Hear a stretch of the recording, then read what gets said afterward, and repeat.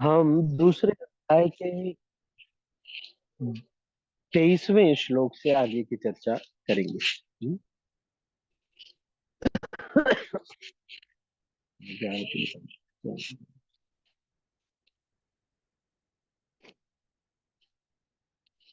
श्रीमद् भगवद गीता दूसरा अध्याय 23वां श्लोक।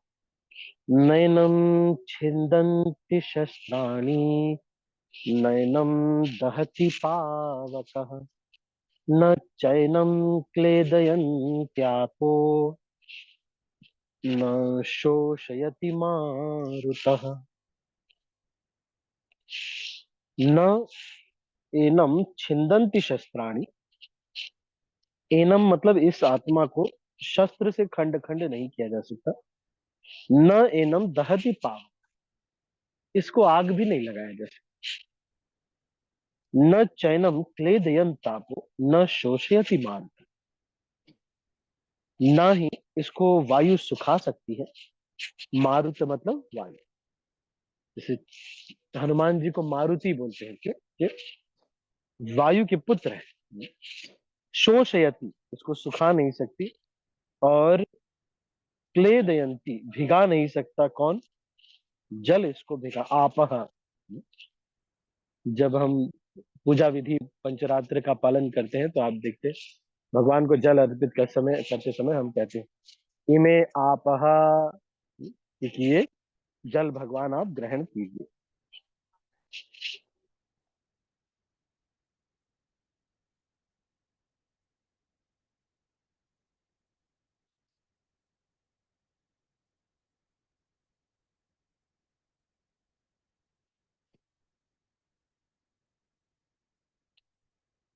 तो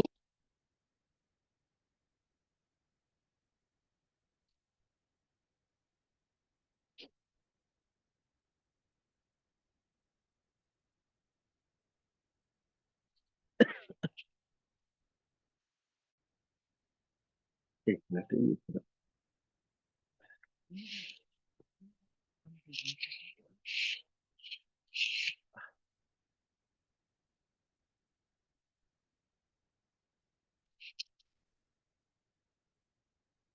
ये संस्कृत का थोड़ा सा मैं। न एनम छिंदंती शस्त्राणि। शस्त्राणि मतलब जितने भी शस्त्र हैं।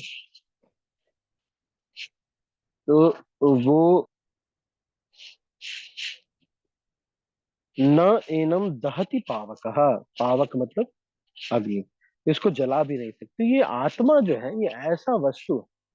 तो साइंस में एक कॉन्सेप्ट आया था एंटी मैटर का, अभी कुछ समय पहले ये बहुत चला हुआ था। तो ये जो एंटी मैटर है ये मैटर के अगेंस्ट सारी प्रॉपर्टीज है। तो मैटर क्या है? Anything which occupies space and has mass is called matter. तो ये आत्मा लेकिन वैसा नहीं। ये स्पेस ऑक्युपाई, आत्मा कहाँ पे रहती है? हृदय में रहती है। लेकिन अगर कोई डॉक्टर लोग इतने दिन से हार्ट का रिसर्च कर रहे हैं, कभी ऐसा नहीं हुआ कि एक वो देख ले कि अरे ये आत्मा मिल गई, चलो इसको पकड़ के अभी, है ना, मोबाइल के कवर के नीचे डाल देते हैं। ऐसा नहीं करते। क्यों? क्योंकि आत्मा इस तरह का वस्तु नहीं है। तो अब इसके बारे में थोड़ा पढ़ते हैं, श्रील प्रभुपाद क्या कहते हैं। यह आत्मा न तो कभी किसी शस्त्र द्वारा खंड खंड किया जा सकता है, न अग्नि द्वारा जलाया जा सकता है, न जल द्वारा भिगोया जा सकता है, ना ही वायु द्वारा सुखाया जा सकता है। तात्पर्य,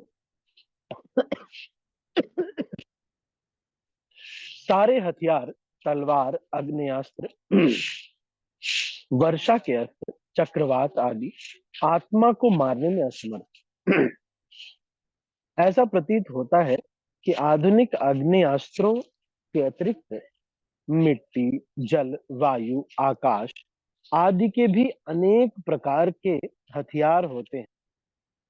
यहाँ तक कि आधुनिक युग के नाभिकीय हथियारों की गणना भी अग्नेय अस्त्रों में ही की जाती।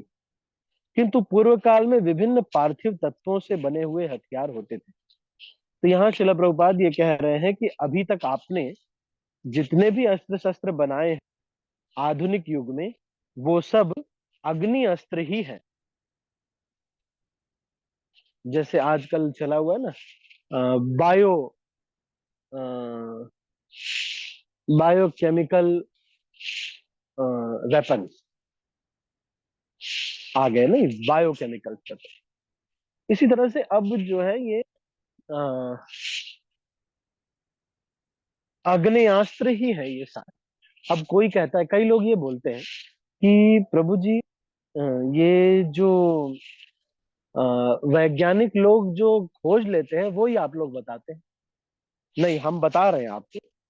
अभी देखिए, ये बता रहे हैं क्या, कि हमको अभी केवल अग्नेय अस्त्र ही, AK-47 इत्यादि ये सब अग्नेय अस्त्र है।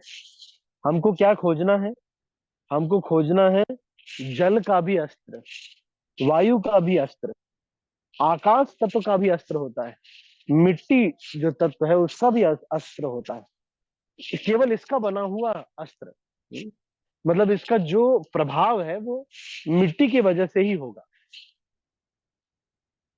तो अग्नेय अस्त्रों का सामना जल के हथियारों से किया जाता था, जो आधुनिक विज्ञान के लिए अज्ञात। आधुनिक विज्ञान को चक्रवात हथियारों का भी पता नहीं है। जो भी हो, आत्मा को न तो खंड खंड किया जा सकता है, न किन्हीं वैज्ञानिक हथियारों का से उसका संहार किया जा सकता है, चाहे उनकी संख्या कितनी ही हो।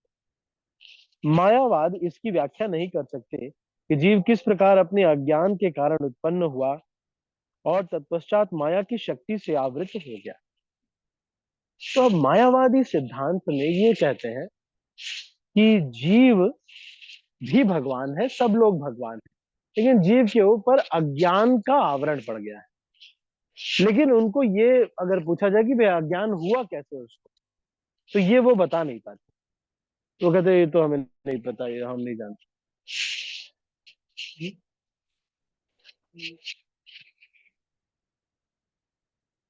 न ही आदि परमात्मा से जीवों को विलग कर पाना संभव था। प्रत्युत सारे जीव परमात्मा से विलग हुए अंश है, किंतु वे सनातन अणु आत्मा है। अतः माया द्वारा आवृत्त होने की उसकी प्रवृत्ति स्वाभाविक है, और इस तरह वे भगवान की संगति से पृथक हो जाते हैं। जिस प्रकार अग्नि के स्फुलिंग अग्नि से विलग होते ही बुझ जाते हैं, यद्यपि इन दोनों के गुण समान होते हैं। वराह पुराण में जीवों को परमात्मा का भिन्न अंश कहा गया है। भगवद गीता के अनुसार वे भी शाश्वत रूप से ही ऐसे ही है। अतः मोह से मुक्त होकर भी जीव पृथक अस्तित्व रखता है। जैसा कि कृष्ण द्वारा अर्जुन को दिए गए उपदेशों से स्पष्ट है, अर्जुन कृष्ण के उपदेशों के कारण मुक्त हो गया तो हो गया,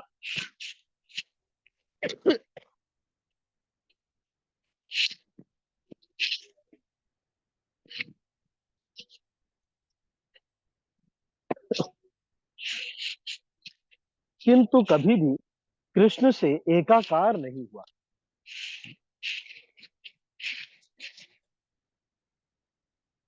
तो यहाँ पर जो प्रमुख बातों पर श्रील प्रभुपाद अपना ध्यान केंद्रित, हमारा ध्यान लेके जाना चाहते हैं, एक तो हथियारों के बारे में, और हथियारों के बारे में बता करके श्रील प्रभुपाद ये बताना चाहते हैं कि वैज्ञानिक जो तथ्य है वो अभी इतने अपग्रेड नहीं हुए जितना कि वैदिक सभ्यता है। जैसे वैदिक सभ्यता में आप देखेंगे, जो भाषा का हम इस्तेमाल करते हैं वो है देवनागरी लिपि। ये देवनागरी लिपि देवी देवताओं की संस्कृत लिपि, उसका हम इस्तेमाल करते हैं। ये देवनागरी लिपि जो है ये बहुत ही वैज्ञानिक है। जब हम बोलते हैं आप देखेंगे, का खा गा घा, तो सब एक ही जगह से निकल रहा है ना। प फ ब भ म, सब यहां से निकल रहा है। तो ये वैज्ञानिक जो वैदिक सभ्यता है, ये वैज्ञानिक सभ्यता है, वास्तविक वैज्ञानिक सभ्यता है। और आज की जो सभ्यता है उससे ऊपर के लेवल की सभ्यता है। ये चीज शिला प्रभुपाद यहाँ पर हमारा ध्यान केंद्रित कराना चाहते हैं। पहले के समय में जिस प्रकार के अस्त्र शस्त्र होते थे, जिस प्रकार का विज्ञान होता था, आप सोचिए कि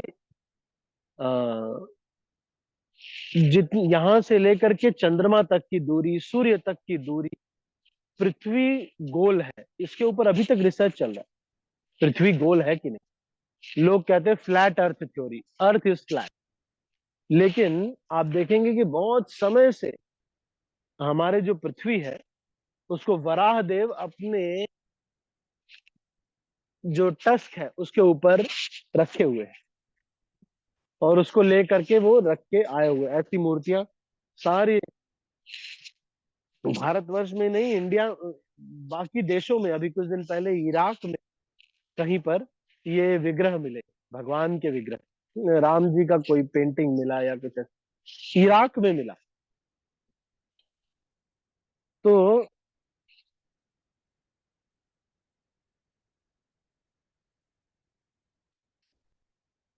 ये जो ज्ञान है, ये जो हमारा जो वैदिक सभ्यता है, ये बहुत ही ऊंचे स्तर का अपग्रेडेड सभ्यता है। इसका जब हम पालन करते हैं, तो हो सकता है कि हमको इसका विज्ञान पता भी ना हो, तब भी ये पालन करने में हमारी दृढ़ता होनी चाहिए। जैसे कि सुबह कोई स्नान करने जाता है, तो स्नान करने का तरीका है भाई, गमछा लगाता है, या एक स्त्रियां हैं वस्त्र पहन के जाते हैं। तो उसी प्रकार से जैसा वैदिक सभ्यता में बताया गया है, वैसा ही सारे कार्य करने चाहिए। सनातन धर्म में जो बताए गए हैं उसके अनुसार जीवन जीना चाहिए। जैसे पुरुष हैं, तो उनको बहुत ज्यादा टाइट फिटिंग कपड़े पहनते हैं, जीन्स इत्यादि खूब सारे। फिर इसकी वजह से, जीन्स पहनने की वजह से साइड इफेक्ट ये है कि लड़कियां भी लड़के भी बच्चा पैदा करने में असमर्थ है। ये टाइट फिटिंग पहनने की वजह से ये हो रहा है, देखो। तो जीन्स पहनना, जीन्स कहाँ का है पता है आपको? जीन्स जो है, वो माइनिंग जो लोग करते थे, नीचे जाते थे, उन लोगों का ये कपड़ा होता था। लेकिन उसको अब ये लोग ऊपर पहनने लगे। तो वैदिक जो सभ्यता है वो बहुत ही वैज्ञानिक सभ्यता है, बहुत ही। कपड़े पहनने का जो धोती है, देखिए कितना वैज्ञानिक धोती धोती होता है। एयर सर्कुलेशन पूरा विद्यमान रहता है। अरे भारत के लिए कितना अच्छा है। इनफैक्ट हम तिलक लगाते हैं, ये भी वैज्ञानिक। आरती करते हैं, ये भी सारा विज्ञान है, सारा विज्ञान। तो एक भक्त को बहुत दृढ़ता से अपने मॉर्निंग प्रोग्राम का पालन करना चाहिए, और ये सोचना चाहिए कि वैदिक सिद्धांतों का पालन, जैसे कहते हैं कि सुबह घर से निकलने से पहले भगवान को प्रणाम करना चाहिए, घर में आए तो भगवान को प्रणाम करना चाहिए, माता पिता को प्रणाम करना चाहिए। सुबह घर से निकलने से पहले माता पिता या वरिष्ठ जो भी हैं, बच्चों को या जिसको भी, अपने से बड़े, ऑफिस जाते समय अपने माता पिता इत्यादि को पैर छू करके जाना चाहिए रोज। आप करके देखिए, ये वैदिक सभ्यता है। अब सिंदूर जैसे लगाते हैं, पहले क्या होता था, अब अब कोई सिंदूर ही नहीं लगाता। सिंदूर लगाने का सिस्टम ही खत्म कर दिया। हम्म, तो अब कैसे करते हैं, अब वो कहते हैं कि पाँव में बिछिया अगर पहन लिए तो हो गया सिंदूर, ना। तो ये भी थोड़ा सा ठीक नहीं है। तो लेकिन कई कई कल्चर्स में मुसलमानों का बहुत इन्फ्लुएंस होता है, इसलिए नहीं लगाते, ताकि लोगों को पता न चले कि ये हिंदू लड़की है या हिंदू स्त्री है। अ, लेकिन यहाँ पर हमारा जो वैदिक ज्ञान है, वैदिक जो सभ्यता है, वो ज्यादा उत्कृष्ट है, ज्यादा ऊंचे स्तर का है। बहुत, हम जो वस्त्र पहन रहे हैं, हम जो सोने का हमारा तरीका है, हम सोते हैं, सबसे पहले प्रणाम करते हैं गुरुदेव को, चैतन्य महाप्रभु को, प्रभुपाद को और कृष्ण को प्रणाम मंत्र बोलते हैं। फिर उसके बाद सोते हैं। जिस किसी को अगर कोई प्रॉब्लम होती है दुस्वप्न आने की, नरसिंह आरती करते हैं, फिर उसके बाद सोते हैं। तो वैदिक उठते हैं तो सबसे पहले धरती पे चरण ऐसे स्पर्श करते हैं, हाथ का दर्शन करते हैं। समुद्र वसने देवी पर्वत स्तन मंडले, विष्णु पत्नी नमस्तुभ्यं, पाद स्पर्शम क्षमस्व में। ये मंत्र बोल करके हम करते हैं, है ना। फिर हर दिन सुबह मंगल आरती करते हैं। ये सब वैदिक जो सभ्यता है ये करने में 42 भक्ति के अंग भी हो जाते हैं, और स्वास्थ्य इत्यादि के लिए भी बहुत अच्छा है। कई बार लोग कहते हैं प्रभु जी आपके जो इस्कॉन में योग प्राणायाम ये सब नहीं करते, आप लोग थोड़ा किया कीजिए, है ना। अब देखिए हमारा जो शेड्यूल है, 4 बजे उठ करके 4:30 बजे से लेकर के 5 बजे तक तो नाचना है। नाचने में अपने आप सारा प्राणायाम हो जाता है, सारा प्राणायाम हो जाता है, गोल गोल घूमो और जंप करो, है ना, निताई गौर हरि बोल, है कि नहीं। उसके बाद 2 घंटा बैठिए, जप कीजिए। फिर गुरु पूजा में 45 मिनट 1 घंटा, 7:15 बजे से 5 मिनट, 7:20 से लेकर के 8 बजे तक खूब नाचो।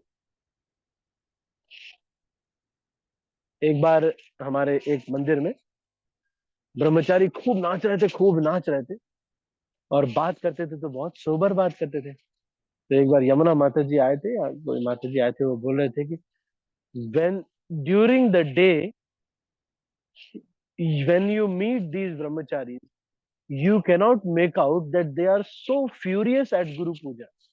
मतलब गुरु पूजा में वो इतने ज्यादा उत्साहित हो जाते हैं, है ना, खूब नाचते हैं, एकदम एक दूसरे को पकड़ते हैं। एक बार तो ऐसा हुआ कि एक जगह पर उत्साह इतना बढ़ गया क्योंकि महाराज लोग नाचने लगे, तो एक ब्रह्मचारी को पकड़ के 2 3 4 ब्रह्मचारी, क्लास शुरू होने लगी थी तो कुछ लोग आगे बैठने लगे थे क्योंकि महाराज की क्लास थी, तो आगे बैठने लगे थे, जिधर से पकड़ के उठा करके पांव और हाथ पकड़ा और उठा करके भीड़ के ऊपर फेंक दिया।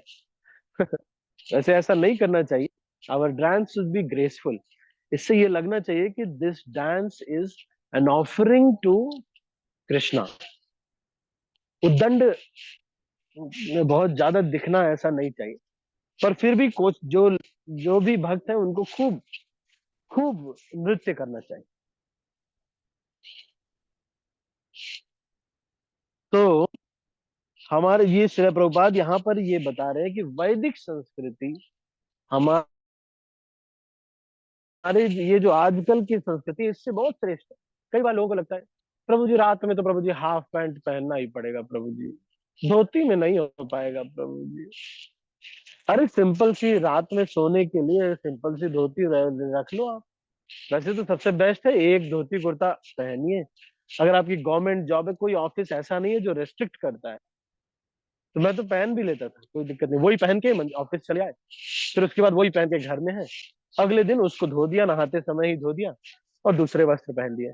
एक कपड़ा 3 सेट रखे, एक कपड़ा रखा बस, इसलिए कि कभी बारिश हो जाए वो सूखे ना, तो ये पहन, बस 3 सेट की आवश्यकता है। सिंपल, अपना सिंपल लाइफ जिया। धोती कुर्ता कितना बढ़िया है, धोती कुर्ता पहनना। कई बार जो है माताओं को भी लगता है कि अरे मैं तो जीन्स जून्स पहनना ठीक है ना, नहीं कुछ टाइट फिटिंग कुछ ऐसा, ठीक है चलो आपके कंफर्टेबिलिटी के अनुसार जो पहन रहे हैं, मैं इतना ज्यादा नहीं कह रहा, पर आप पहनिए, लेकिन जो आपका स्वतंत्रता है उसमें मैं कुछ नहीं कहता, लेकिन वैदिक जो कपड़े हैं जैसे कि साड़ी है, या फिर जो सिंपल ड्रेसेस है, जैसे पंजाब इत्यादि में जो वहाँ का कल्चर था कि भाई वो सलवार कुर्ता पहनते थे या जो भी है, तो आप देखेंगे कि वो सिंपल है, उसमें कुछ ज्यादा है नहीं। हमारी वैदिक जो सभ्यता है वो अपने आप से बहुत सुकून है। भाई देखो, आप मान लो आपको पैर इधर कर, एक पैर इधर करना है, एक पैर उधर करना है, तो लोअर में ट्राउजर में हाफ पैंट में टाइट होगा। धोती में तो आप कितना भी पैर फैला लो, कोई दिक्कत ही नहीं। तो वैदिक सभ्यता बहुत ऊंची सभ्यता है, वैज्ञानिक सभ्यता है।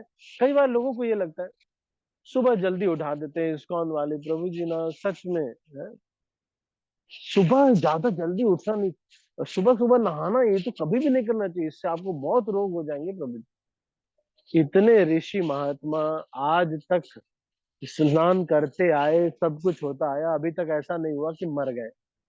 कोई भी ऋषि ऐसा नहीं हुआ। ऋषि विश्वामित्र, है ना, तो कभी ऐसा नहीं हुआ कि कोई ऋषि महात्मा सुबह सुबह बेचारे गए थे स्नान करने के लिए, मर गए क्योंकि इतना ठंडा। ऐसे सारे ऋषि महात्मा इतने समय से स्नान कर रहे हैं। तो प्रातः काल काल स्नान करना ये हमारी वैदिक संस्कृति है। तो श्रील प्रभुपाद ये कह रहे हैं कि वैदिक संस्कृति जो है वो पाश्चात्य संस्कृति या अभी की जो आधुनिक संस्कृति है उससे बहुत ऊंची संस्कृति है। ये जरूरी नहीं है कि हमको अरे हाफ पैंट पहनना पड़ेगा। तो मुझे दिन भर तो हम धोती कुर्ता पहनते हैं, लेकिन बाद में फिर हाफ पैंट शाम को पहन लेते हैं। अरे हाफ पैंट का चलो आपको अच्छा लगता है तो पहन लो, लेकिन ऐसा आवश्यकता नहीं। वैदिक सभ्यता में जो धोती कुर्ता हम पहनते हैं अपने आप में इतना कंफर्टेबल कपड़ा है भैया। आप देखो, आप मैं कितना भी चौड़ा बैठ सकता हूँ, कितना भी चौड़ा बैठ, कभी टाइट फिटिंग नहीं होगा। क्या क्या दिक्कत है? वैदिक संस्कृति बहुत ही पुष्ट संस्कृति है, बहुत ही वैज्ञानिक संस्कृति है।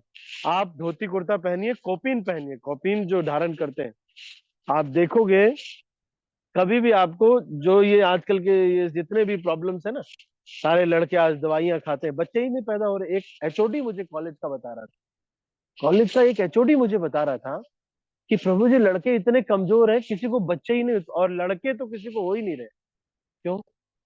क्योंकि लड़के पैदा करने के लिए वीर्यवान व्यक्ति चाहिए, और व्यक्ति वीर्यवान है ही नहीं। तो ये जो है बहुत महत्वपूर्ण है। वैदिक संस्कृति को शिला प्रभुपाद यहाँ पे कह रहे हैं। हमारा जो विज्ञान है वो कितना ऊंचा विज्ञान है हमारा। आप देखिए, स्नान करने के लिए जाते हैं, जिस तरह से स्नान, तिलक करिए हमेशा, तिलक लगा करके माथा कितना सुंदर लगता है, कितना सुंदर हर व्यक्ति। अब हम क्या करते हैं, हम वैदिक संस्कृति नहीं पालन करते। तो जैसे तुलसी की पूजा करना, ये विज्ञान है। तुलसी घर में रखना एक बहुत बड़ा विज्ञान है। हम्म, तुलसी जो है घर में रखना ये बहुत बड़ा विज्ञान है। हर घर में तुलसी होना चाहिए, और भक्तों को तुलसी के सामने बैठ करके जप करना चाहिए। तुलसी देवी के सामने बैठ करके जप करने से 1 लाख टाइम जप का ज्यादा फल मिलता है, 1 लाख गुना ज्यादा फल। अगर आप तुलसी के सामने बैठ करके जप करते हैं, नॉर्मल जो जप करते हैं उससे 1 लाख गुना ज्यादा फल मिलता है। तुलसी के सामने ऐसे सामने रखिए तुलसी, और उसमें जप कीजिए। तो हमारे प्रभुपाद, कई लोग मुझे समझा रहे थे, अभी आजकल हम बुक डिस्ट्रीब्यूशन करते हैं, तो कई लोग मुझे समझा रहे थे कि देखिए आपके इस्कॉन में ना, ये जो सुबह जल्दी उठा देते हैं ये ठीक नहीं है। इससे लोगों को क्या है, साइनस का रोग हो रहा है। न विश्वामित्र को हुआ, न वशिष्ठ को हुआ, अगस्त पुलत्स, जितने भी ऋषि महात्मा है किसी को साइनस नहीं हुआ।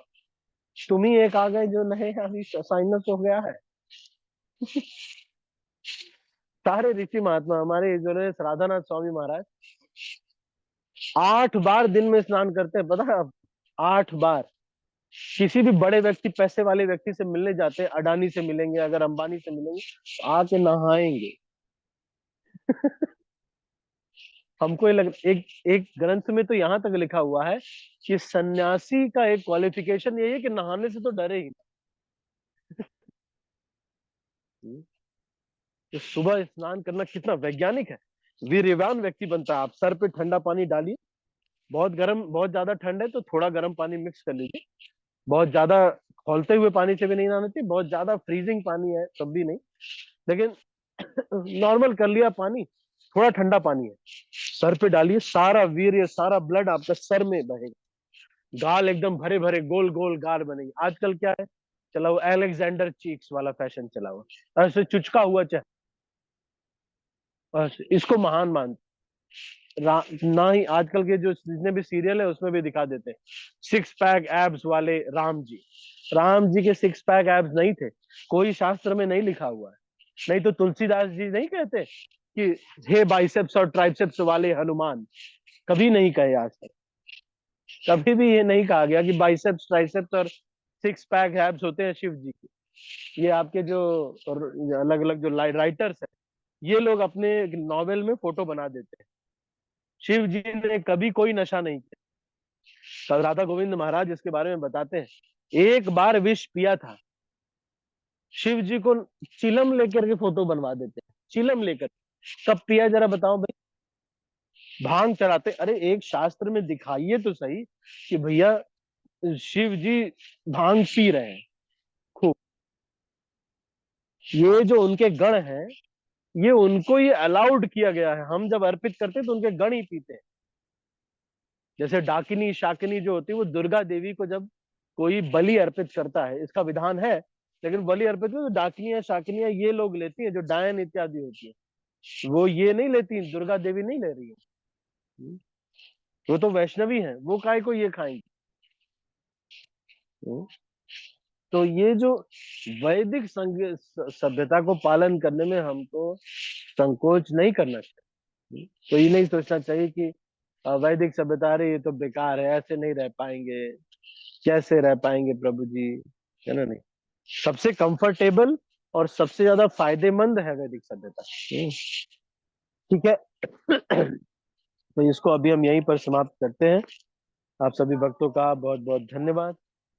हरे कृष्णा। मैं सब भक्तों को अनम्यूट कर रहा हूँ। किसी के मन में कोई प्रश्न है तो आप पूछ सकते हैं। Any question?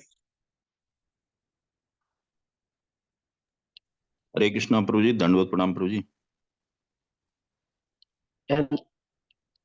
दंडवत प्रणाम। प्रभु जी, एक हमारे साथी हैं, हाँ प्रभु जी बोलिए। राघवेंद्र मौर्य प्रभु जी, जो हमारे हाँ हाँ विभाग में हाँ हमारे साथी हैं, असिस्टेंट सब इंस्पेक्टर हैं वो भी। प्रभु जी अभी कुछ समय पहले हाँ हाँ मेडिटेशन किया करते थे, थोड़ा सा मैंने कन्विंस हाँ किया हाँ। प्रभु जी।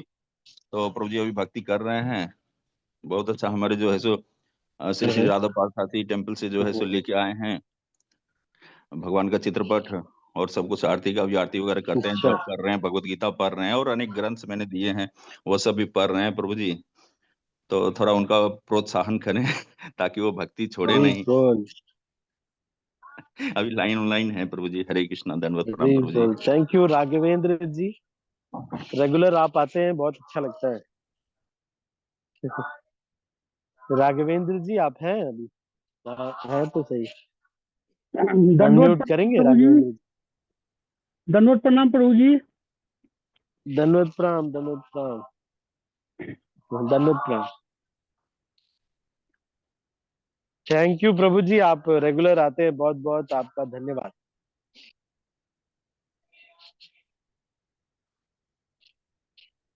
चलो ठीक है, थैंक यू। आप ऐसे ही आते रहिएगा, है ना। ठीक है। थैंक यू सो मच अच्छा, प्रभु जब ये जी। वैदिक दंडवत प्रणाम प्रभु जी। संस्कृति के बारे में हम बोलते हैं, थैंक यू। एक बात और भी है कि कुछ लोग बहुत फैनेटिक भी हो जाते हैं। वो बोलते हैं जब पालन ही करना है तो पूरा एकदम पगड़ी पहन के रहो।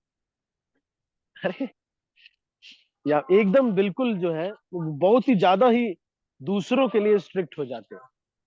तो दूसरों के लिए नहीं, और ये बहुत ज्यादा ही नहीं कि अरे हम तो अब वैदिक संस्कृति पालन करें तो संस्कृत में ही बोलेंगे जो हो जाए। अरे भाई, संस्कृत में बोलेंगे तो जन सामान्य समझेगा कैसे?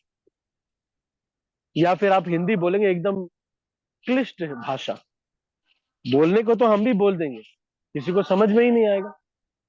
तो मैसेज करने, कन्वे करना इज मोर इम्पोर्टेंट, ज्यादा ये महत्वपूर्ण है। समझने का प्रयास कीजिए। तो इसीलिए वैदिक सभ्यता के लिए फैनेटिक भी बहुत ज्यादा ऐसा नहीं हो जाना कि भक्ति से ये ऊपर चला गया। कई लोगों को ये भक्ति से भी ऊपर चला जाता है, वो चीज भी नहीं करना। लेकिन भगवान जो वैदिक सभ्यता है वो अपने आप में बहुत वैज्ञानिक सभ्यता है। आप चरण स्पर्श करके जाना बहुत अच्छी बात है, चरण स्पर्श करिए। और जो भी ये नियम है ये हमारे फायदे के लिए। आप अपने माता पिता का रोज चरण स्पर्श करिए, देखिए हमारे अंदर दुख, बहुत सारे कष्ट कम कम हो गए। माता पिता का चरण स्पर्श करने में बहुत शक्ति है। तरह से भगवान का चरण स्पर्श करने में, प्रणाम करके जाने में बहुत शक्ति है। प्रणामो दुख शमनम तम नमामि हरिम परम। ठीक है। तो अभी इसको यहीं पर क्लोज कर रहे हैं। आप सभी का बहुत बहुत धन्यवाद। किसी के मन में और कोई प्रश्न है तो आप बोल सकते हैं।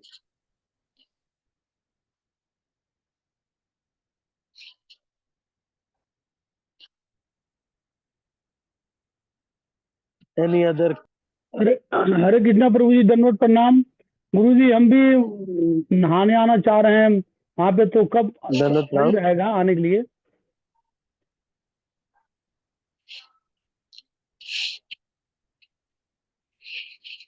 एक्चुअली कोई गाड़ी नहीं चल रही है, तो 3 तारीख के बाद ही, 3-4 तारीख के बाद ही यहाँ पे आना ठीक रहेगा। 3 तारीख तक तो सारी गाड़ियां बंद है। मैं खुद यहाँ से जाना था मुझे, लेकिन मैं जा ही नहीं पा रहा, क्योंकि यहाँ से कोई वो चलती नहीं, और मैं तो वॉक करने के लिए मैं नहीं वो हूँ। मुझे घुटनों में थोड़ा प्रॉब्लम है। मेरे डॉक्टर ने बोला है कि आप चलिए मत ज्यादा, बहुत ज्यादा, थोड़ा बहुत चलना है, बहुत धीरे धीरे चलना है, इसलिए मैं ज्यादा कर नहीं सकता। तो आई एम वेटिंग फॉर यहाँ से कैब बुक हो जाए, तो मैं यहाँ से फिर मैं कैब से आता हूँ, कैब से जाता हूँ, तो इसलिए मुझे थोड़ा वो होता है। तो अभी तो मैं बहुत रिकमेंड नहीं करता। अगर आप अ, चल सकते हैं, अगर मतलब जैसे 4-5 किलोमीटर, 10 किलोमीटर, तो आप आ सकते हैं, अभी भी आ सकते हैं। तो इस्कॉन के कैंप में जगह तो है बहुत, इस्कॉन के कैंप में जगह है, हरे कृष्णा आ सकते। प्रभु जी। माताओं ठीक के है लिए प्रभु जी, थोड़ा सा आएंगे। है। हाँ हाँ, ठीक है, ठीक है। हरे कृष्णा प्रभु जी, धन्यवाद, हरे प्रणाम। कृष्ण, धन्यवाद। और कोई भक्त कुछ कहना चाहते हैं, पूछना चाहते हैं? तो आज हमने ये चर्चा किया कि किस प्रकार से वैदिक सभ्यता जो है वो संपूर्ण रूप से वैज्ञानिक है, बहुत शक्तिशाली है, और बहुत उत्कृष्ट है आज की आधुनिक सभ्यता से। और इसके साथ साथ ये भी हमने चर्चा किया कि फिर भी हमको भक्ति से ज्यादा श्रेष्ठ वैदिक सभ्यता के पालन को नहीं समझना चाहिए, क्योंकि उसके नियमों का पालन करने से भक्ति को ही कॉम्प्रोमाइज करना पड़ जाए, तो ये चीज नहीं करना है हमको।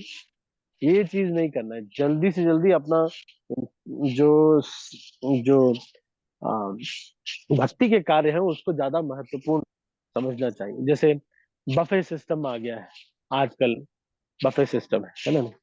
तो भाई इतने सारे लोग हैं, सबको प्रसाद वितरण करना है, 4 ही लोग हैं, मेहनत करते करते, बात करते करते थक जाएंगे बांटते बांटते। तो इसीलिए 2-3 स्टॉल लगा दिया है हमने प्रसादन के लिए, वो हो रहा है प्रसाद बफे सिस्टम। क्योंकि वैदिक सभ्यता तो यही कि बैठा के खिलाना चाहिए, पर हमारे रेगुलर इतने लोगों को, 2-2, 4-4 लाख लोगों को खिलाना आसान नहीं है। तो हमने ये कॉम्प्रोमाइज किया एक ऊपर ऊंचे सिद्धांत को प्राप्त करने के लिए, है ना। तो वैदिक सभ्यता के फैनेटिक कई लोग ये बोलते हैं, हम अंग्रेजी बोलते ही नहीं, हम ना बोलेंगे अंग्रेजी, कभी ना बोलेंगे अंग्रेजी। अरे आप जो हिंदी बोल रहे हैं, उसका उसको समझ ही में नहीं आएगा किसी को। अगर मैं ही अगर इस प्रकार का वार्तालाप करने लगूं तो आप, बहुत सारे लोगों को तो वार्तालाप वर्ड ही नहीं समझ में आएगा कि क्या है ना। शब्द, वार्तालाप शब्द का ही वास्तविक मूल अर्थ, है ना, दृष्टि गोचर नहीं हो पाएगा। अब दृष्टि गोचर बोलेंगे ना, तो लोगों को ज्यादा समझ में नहीं आएगा कि क्या है ये गोचर, कोई जानवर है क्या। तो इसीलिए ऐसा भी बहुत ज्यादा नहीं करना, एकदम से फैनेटिक नहीं होना। हाँ ये बात सही है, अगर ऐसे लोग हैं, ऐसी जनता है वहां पर जो समझ सकती है, तो फिर हमको तो हिंदी का प्रयोग जरूर हमारे लिए प्रायोरिटी है। पर कृष्ण भक्ति, कृष्ण कथा से भी ज्यादा प्रायोरिटी नहीं है। ठीक है, तो अभी इसको यहीं पर समाप्त करते हैं। आप सभी भक्तों का बहुत बहुत धन्यवाद। हरे जय कालिंदी माता जी, आप कुछ कहना चाहते नहीं प्रभु जी, हरे कृष्णा, दंड प्रणाम। हैं? अच्छा, धन्यवाद। चंदन प्रभु, आप तो नहीं कहना चाहते कुछ? अनम्यूट किया आपने। अरे मुझे बस दंड प्रणाम प्रभु जी। हाँ बोलिए। हरे कृष्णा, आप कुछ दंड कहना प्रणाम तो नहीं प्रभु चाहते? जी। नहीं नहीं प्रभु जी, नहीं। धन्यवाद प्रणाम, हाँ ठीक है। ठीक है, तो हम अभी इसको यहीं पर समाप्त करते हैं। आप सभी का बहुत बहुत धन्यवाद। हरे कृष्णा। श्रील प्रभुपाद की जय, गौर भक्तवृंद की जय, निताई गौर प्रेमानंदे, हरि हरि बोल। हरे कृष्ण। मैं हरे सब भक्तों कृष्णा को अनम्यूट प्रभु कर रहा हूँ और जी, इस दंड मीटिंग को प्रणाम। क्लोज कर। हरे कृष्ण। हरे कृष्णा प्रभु जी, दंड दंडो प्रणाम। प्रणाम प्रभु जी, थैंक यू सो मच प्रभु जी। हरे कृष्णा माता जी, प्रभु जी, सभी को हरे दंड कृष्णा प्रणाम। प्रभु जी, धन्यवाद, प्रणाम।